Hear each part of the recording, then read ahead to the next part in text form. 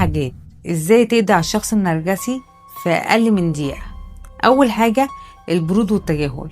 خليك دايما بارد وما تتعصبش مهما حاول يستفزك، دي حاجة هتخنقه جدا. تجاهله كل ما يتكلم عن نفسه بتباهي. اول ما يقول مثلا انا اشتريت، انا رحت وصرفت كام وعملت ايه، تجاهله تماما، هيتعصب وهيتخنق. تاني حاجة خلي في حدود بينك وبينه وما تدوش فرصة يتحكم فيك. تالت حاجة ما تظهرش قدامه نقط ضعفك، لانه هيمسكها عليك وهيستغلها ضدك علشان يكسرك بيها. رابع حاجة اوعى تعترف انك غلطان قدامه مهما حاول يضغط عليك. اثبت على موقفك طالما انت مقتنع انك مغلطتش.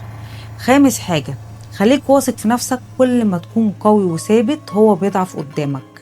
وسادس حاجة واخر حاجة واهم حاجة، النرجسي بيحب يشوف نفسه فوق الناس، وكل ما يشوفك فوق ومش عارف يشوف نفسه عليك هيزهق منك وهيبعد، لانه طول الوقت حاسس بالنقص معاك.